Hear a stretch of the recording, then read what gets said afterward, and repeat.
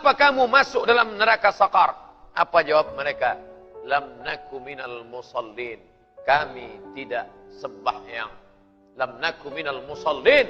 Kami tidak melaksanakan ibadah salat kepada Allah Subhanahu wa taala. Inna awwala ma yuhasabu bihi al-'abdu yaumal qiyamah. Yang pertama kali nanti dihisab, dihitung kira pada hari kiamat, salatuhu, salat. Idza salahat, kalau sembahyangnya itu baik, salahal jasadu kulluh, salahal amalu kulluh, maka amal yang lain pun ikut baik. Wa idza fasadat, kalau rusak salatnya, rusak sembahyangnya, fasadal amalu kulluh, maka amal yang lain pun ikut menjadi rosak. Mengapa masjid ini cantik, megah, tegak berdiri? Karena ada tiang yang kokoh. Maka dalam satu hadis ditulis di samping mihrab Nabi, bila tuan-puan pergi sampai ke Madinah, masuk ke dalam taman Raudhah. Di taman Raudhah ada mihrab, tempat Nabi menjadi imam. Pandang mihrab, tiang sebelah kiri ada tulisan hadis, as-salah imaduddin, sembahyang, salat, tiang agama. Mengapa kubah yang besar ini boleh di atas kita? Kerana ada tiang-tiang yang kokoh menjadi penyangga. Maka bila tiang ini rapuh, retak, hancur, na'udzubillah, maka tak lagi bermakna binaan yang agung dan megah. Begitu jugalah dengan ibadah kita. Haji, puasa sunat, zikir, membaca Al-Quran, membina masjid, membantu anak yatim dan fakir miskin. Tak lagi bermakna bila salat tidak khusyuk kepada Allah Subhanahu wa taala. Bagi yang belum salat, maka dia perlu salat. Yang sudah salat, merenungkan makna salat. Yang sudah merenungkan salat, istiqamah di dalam salat. As-salatu imaduddin, fawailul lil musallin. Berapa banyak orang-orang wail, neraka wail bagi dia, celaka dia. Siapa dia? Alladzina hum an salatihim sahun. Orang-orang yang lalai, bukan saja melalaikan salatnya, tapi dia lalai dalam salat itu sendiri. Oleh sebab itu, Khabbab ibn al-Ath, sahabat Nabi, ditanya, "Ya Khabbab, ya, pernah engkau melihat Nabi salat?" Pernah. Kerana dia sahabat Nabi, maka dia memandang Nabi salat. Apa yang kau lihat, wahai Khabbab? Apakah Nabi itu bila salat mulutnya bergerak atau diam sahaja? Maka Khabbab ibn al-Ath menjawab, "Aku melihat mulut Nabi bergerak." Dari mana engkau tahu mulutnya bergerak? Andai solat zuhur, asar, tetap mulutnya bergerak. Bismillahirrahmanirrahim. Alhamdulillah. Hamsah, begitu disebutkan oleh Al-Habib Hasan As-Saqaf dalam kitabnya Sahih Sifat Salat Nabi. Mulut bergerak, hamsah. Lalu kemudian ketika Khabbab ditanya, dari mana engkau tahu bahawa mulut Nabi itu bergerak? Khabbab menjawab, bittirabi lihyatih, kerana aku melihat janggut Nabi bergoyang. Janggutnya bergoyang kerana mulutnya bergerak. Kerana mulut bergerak, dagu ikut bergoyang, dan janggut Nabi pun bergoyang. Begitulah Nabi mengucapkan lafaz-lafaz. Mulut menyebut, hati mengingat, pikiran mengagungkan. Ada 3 kiblat. Kiblat dada ke arah Ka'bah, fawalli wajhaka syatral masjidil haram.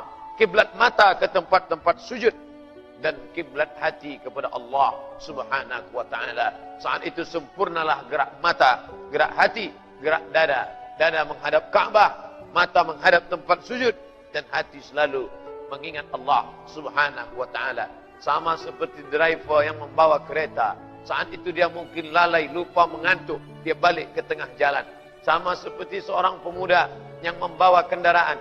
Manakala dia lupa dan lalai, boleh jadi dia terperosok, tapi dia balik ke pangkal jalan. Begitu jugalah agaknya manakala kita pasang niat usalli fardal maghribi salasa raka'atin adaan ma'muman lillahi ta'ala, kita dalam keadaan khusyuk. Tapi manakala kita angkat Allahu Akbar, dia mula agak lari ke kanan, dia pun berbelok ke kiri, kita luruskan balik. Wajjahtu wajhiya lilladzi fatara as-samawati wal arda hanifan musliman wa ma ana minal musyrikin. Manakala dia agak pergi jauh, balikkan ke pangkal jalan. Inna salati wa nusuki wa mahyaya wa mamati lillahi rabbil alamin. Membaca ta'awuz dianjurkan idza qara'ta al-Qur'an. Bila engkau baca Quran, fasta'iz billah, mintalah perlindungan kepada Allah. A'udzubillahi minasyaitonir rajim. A'udzubillahi as-sami'il 'alim minasyaitonir rajim. Bismillahirrahmanirrahim. Berdialog berbicara dengan Allah Subhanahu wa taala. Alhamdulillahi rabbil alamin. Allah menjawab, hamidani abdi, hambaku sedang memuji aku. Ar-Rahmanir Rahim, asna alayya abdi, hambaku sedang memuliakan aku.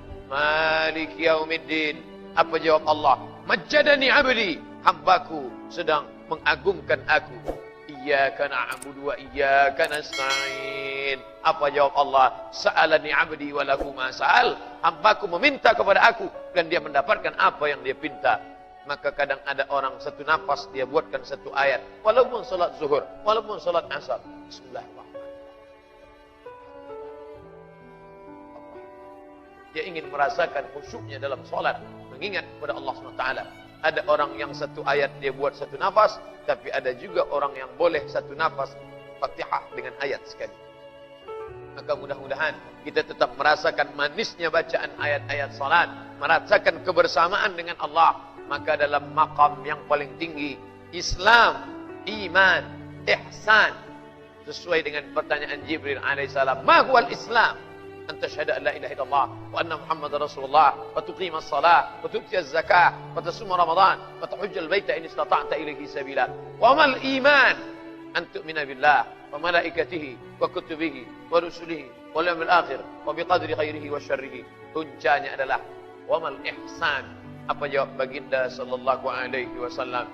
An ta'budallaha ka'annaka tarah. Kau sembah Allah seakan-akan engkau memandang dia. Fa in lam takun tarah la tudrikul absar wa huwa yudrikul absara. Dia tak dapat dipandang oleh mata, tapi matalah yang dipandang oleh dia. Andai engkau tidak melihat dia, maka dia yang sedang memandang engkau.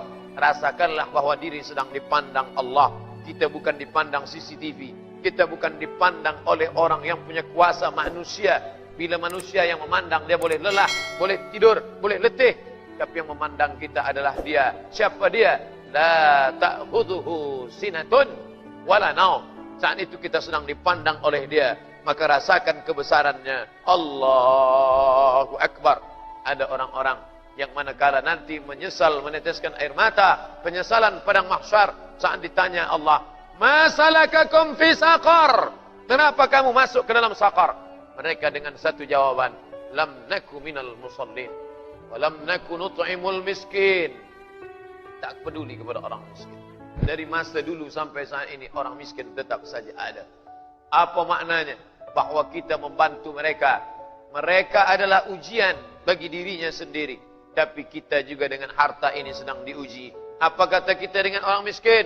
Sabarlah engkau, kerana engkau diuji.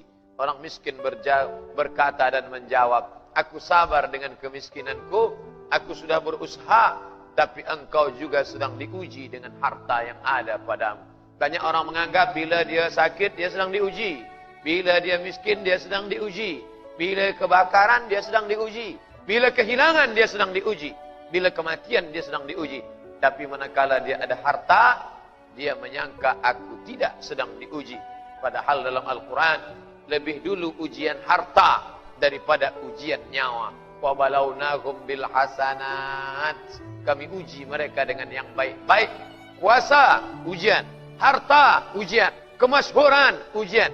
Banyak orang yang lulus diuji dengan kemiskinan, tapi dia gagal manakala diuji dengan kekayaan. Banyak orang yang berhasil diuji dengan kefakiran, tapi tak banyak yang berhasil diuji dengan kemasyhuran. Datanglah tamak, datanglah loba, datanglah marah, datanglah angkuh, datanglah sombong. La yadkhulul jannah, tak masuk surga. Man kana fi qalbihi, siapa yang dalam hatinya mithqala habatin min khardalin min kibrin, ada sombong walaupun sebesar biji sawi.